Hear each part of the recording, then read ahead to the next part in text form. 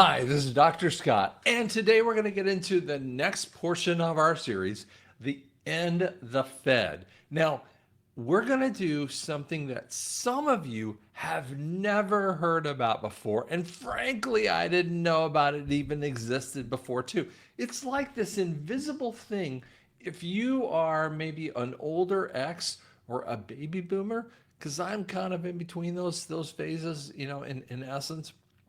I mean, frankly, I didn't even know existed. And I was buying something today, and and it was like, and I saw it just today, and I'm going to show you more of the evidence-based thing, and then we're going to show you some videos, and I'm going to show you how much it's actually there, and it is a weird bubble. Now, realize some people will talk about or seeing that President Trump is doing some wonderful things. And listen, he is, but there's another nefarious point that is sitting on the edge of us. That's why I keep saying, when I mean, I just had a guy said, the Nasara thing is never going to happen, and I'm going. I'm trying to give you the evidence saying we are standing on the edge of a precipice. There is no way, like just tariffs and everything else just makes everything just perfect. It doesn't poof everything into existence and makes it perfect that we don't walk over this edge because there's so many little issues that are just ugly right now because they're unfixable. Let me give an example of what I mean here, okay? So we're going to show you on stage here, and I got to make it a little bit bigger here because some of you have never even heard of this. There are these companies called Klarna, okay? And PayPal is one of them, but there's other ones too. BNPL, okay? And you're going to go, what? Buy now, pay later.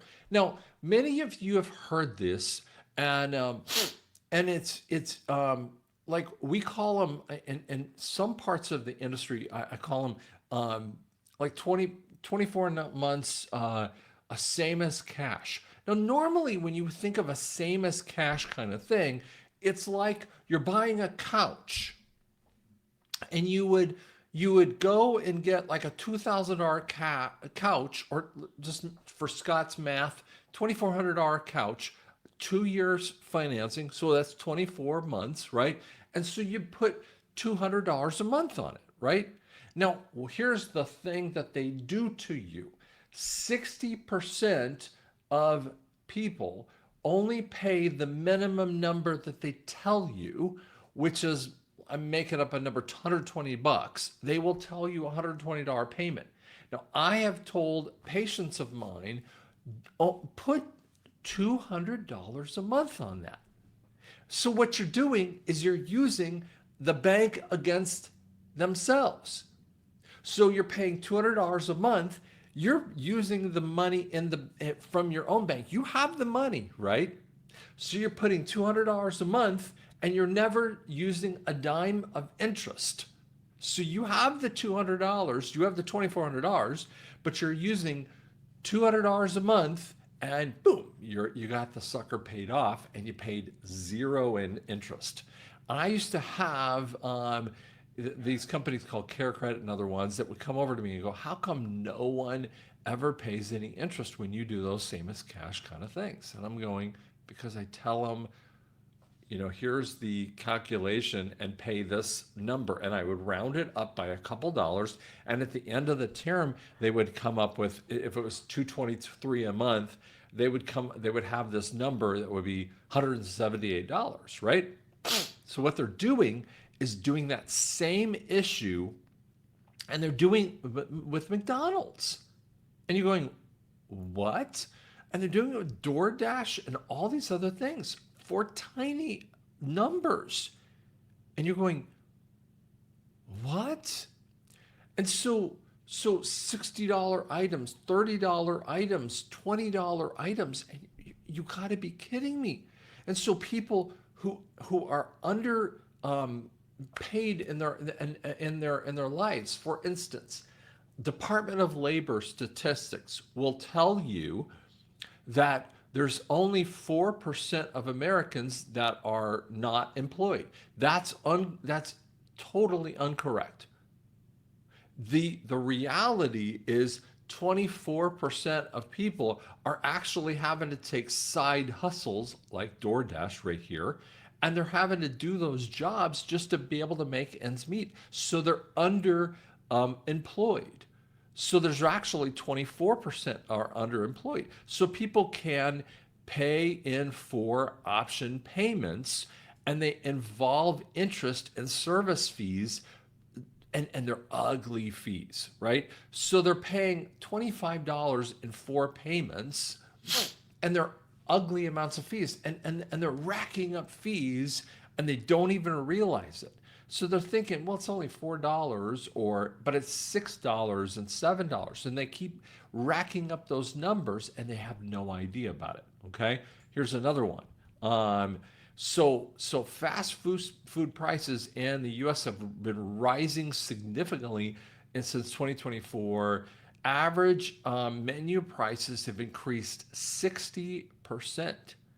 And why is that happening? Because labor prices in California have been having this $20 an hour, and in Seattle it's 15, $20. Ingredient costs are rising 183%. 183%. Supply chain, because of pandemic issues and all this other stuff. Corporate profits. Here's the other thing. And by the way, you could go through Vegas. Vegas is outpricing themselves. $100 steaks. $13 for a slice of pizza in Vegas. I mean, and yet the corporate prices, the corporate profits are absolutely incredible. You're seeing just crazy kinds of things, right? Let's just show you this one. Here, let me pull off this. And I want to show you Krispy Kreme. Look at this one.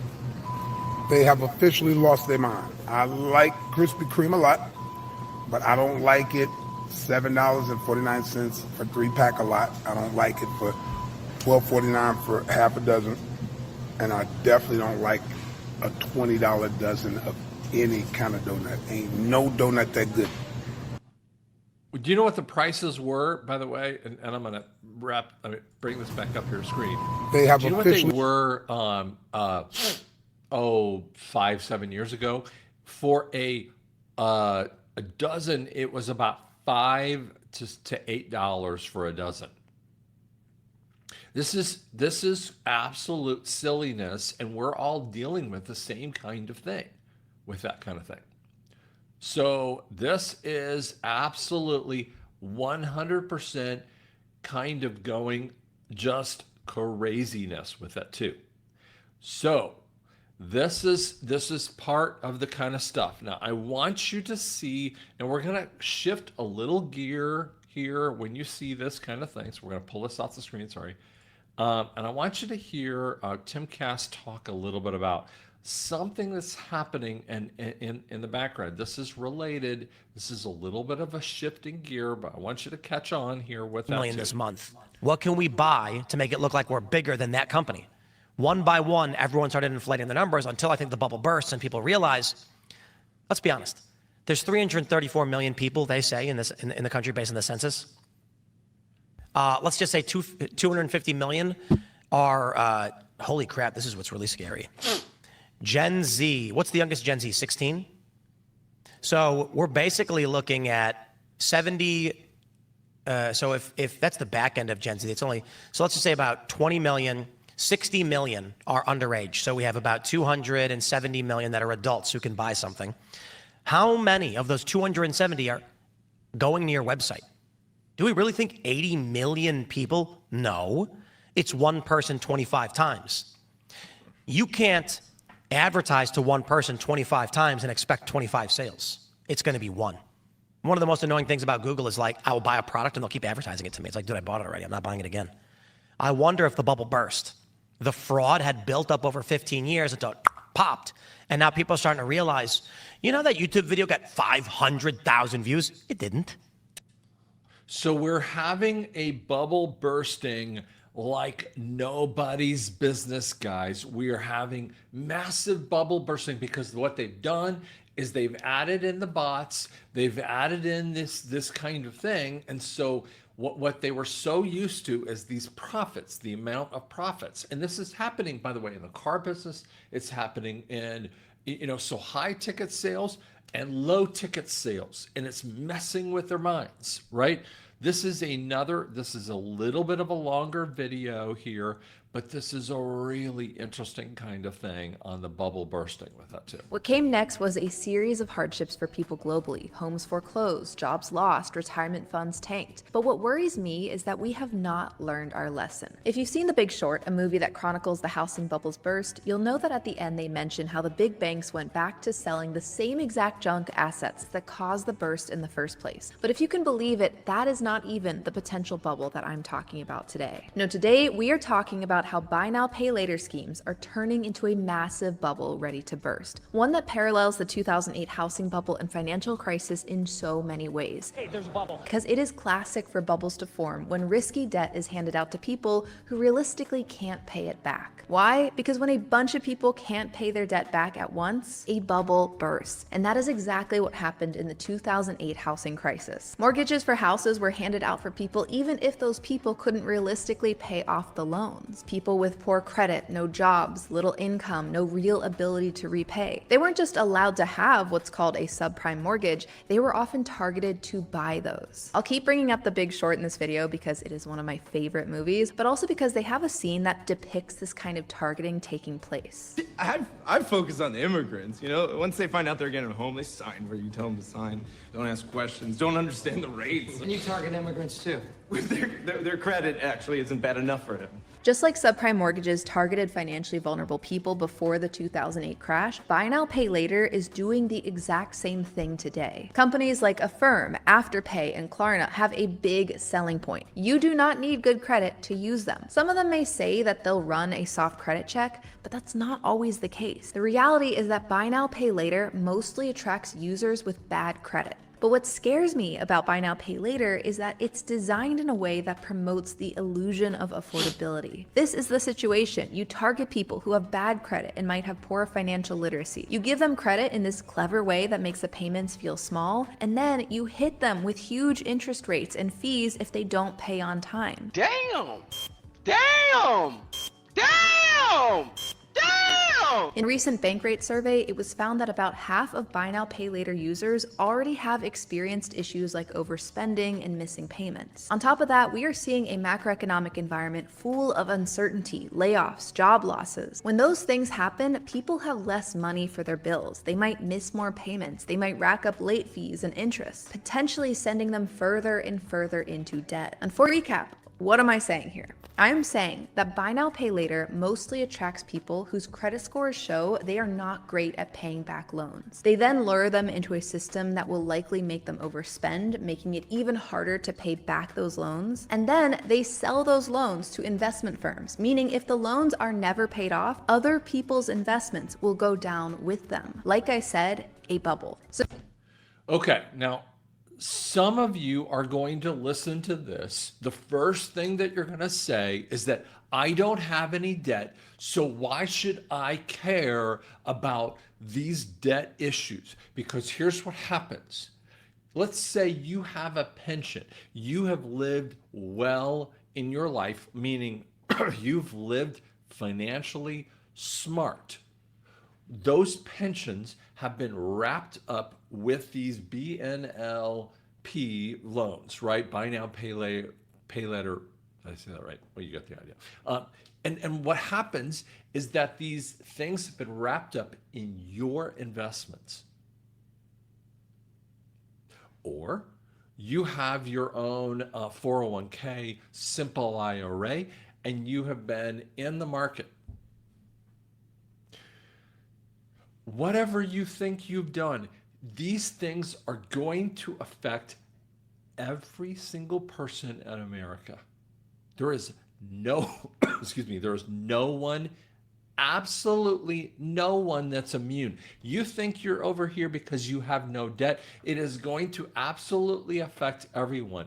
The debt bubble of this buy now, pay later kind of thing is absolutely sitting on the doorstep. It's like having a whole bunch of birds on your fence line, and they're pooping all over on your fence line, and there's no way. You got to clean that fence line or wreck the fence line because they're just ripping the snot out of your fence line. Okay, listen to this one here.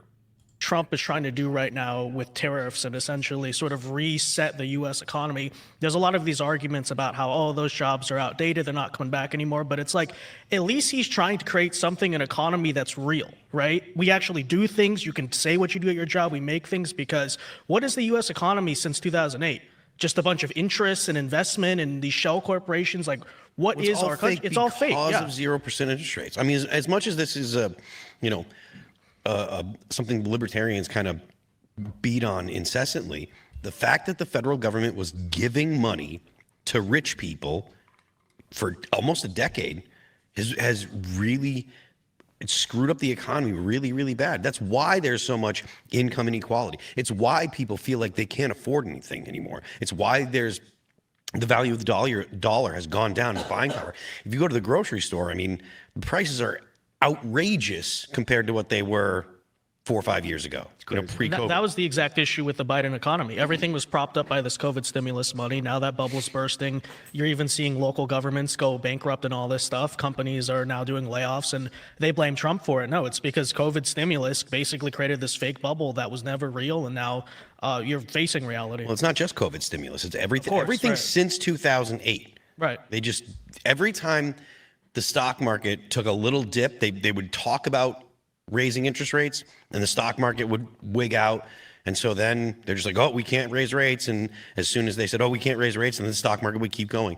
People were just taking loans out, buying stock with those loans, taking loans at like 1% or 0% or whatever, buying stock with those loans and sitting on it. Dude, modern monetary policy. 100.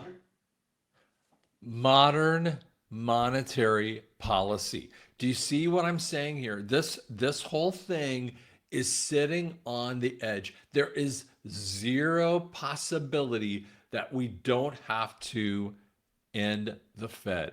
There is, and we're only talking about one little area of debt points. I mean, I could spend a half an hour talking about the auto areas who are absolutely panicking because there's no way that they can do this. The commercial real estate, which we talked about this, was one of the areas, the commercial and private real estate areas. They're having a fit. Retail marketing, which is another area that we spent some time on if you look at the series. So we've got retail marketing. We have the commercial real estate. We have private real estate. We have now, we're talking about the issues of the gold-backed currency, the inflation rate. We have so many areas, and the IRS is coming undone. All of these areas are coming through. And now Trump is doing amazing things. But do you think, pause for a second, do you think that Trump doesn't know any of these areas? Pause for a second. Do you think that he is so blind to these areas? Do you think that the tariff and all these things don't have any effect on him? If you think that he's going, nah, that it'll all get fixed by what I'm doing. No, he knows for a fact that you just don't fix it by tweaking a few dials here. This whole thing has to be economically reset. This is why we have to end the Fed. We end we end this whole thing. We see the end of the Fed. We see the end of the IRS. We see a gold-backed dollar. We end inflation. And guess what? And you go, well, how does that actually fix everything? That's why I say this little part here, and I'm going to show you up on the top of the screen. What does that thing say up on the top of the screen? The SARA, baby. You're going to see a debt reset end the Fed, all this thing will come on. Those are the evidence points. Now, we might have some other things that we'll bring up as we go along here. I don't know what else I might have at this moment in time, but I promise you they are all a part of it. Thanks so much.